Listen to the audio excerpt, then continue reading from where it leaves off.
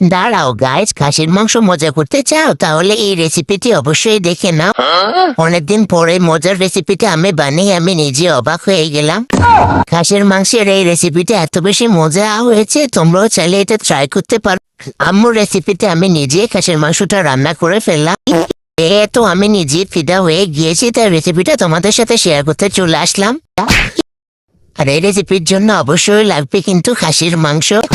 খাসির মাংসটার সাথে দিয়ে দিলাম আদা আর রসুন বাটা। আর এখানে আদা বাটাটা রসুন বাটা থেকে সামান্য পরিমাণের একটু বেশি ইউজ করতে হবে।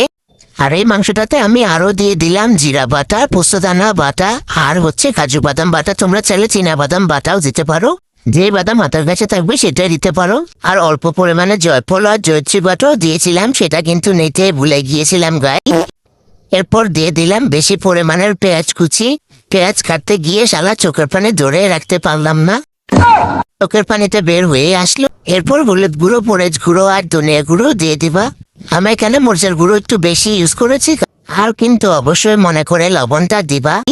আর এই রেসিপিতে আমি একটু মরিচ গুঁড়ো বেশি দিয়ে দিলাম, আর এই রেসিপিটি একটু জাল জাল খেতে মজা লাগবে। তারপর কিছু পাতা ছিঁড়ে দিলাম, সরি গাইস, তেজপাতা ছিঁড়ে দিলাম আর 2 টুকরো দারচিনি ও এলাচ দিলাম। তারপর এখানে অ্যাড করলাম 3টা রসুন, ছোট ছোট সাইজের। আমার কাছে বড় রসুন ছিল না, নইলে কিন্তু বড় রসুনই দিতাম। মাংসের সাথে এই রসুনটা কেটে আমার কিন্তু ভীষণ মজা লাগে, তোমরাও চাইলে দিতে পারো এটা। আর কারা কারা এভাবে মাংসের রসুন পছন্দ করো অবশ্যই কিন্তু কমেন্ট করে জানাবে। তারপর সেই কঠিন কাজ, মানে মাখানো কাজ।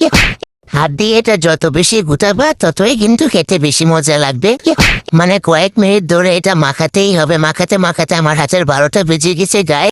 আরে শালা, আসল উপকরণটাও তো দিতে ভুলে গেলাম, তেলে দিতে ভুলে গিয়েছি। তারপর এখানে অ্যাড করে দিলাম সরিষার তেল।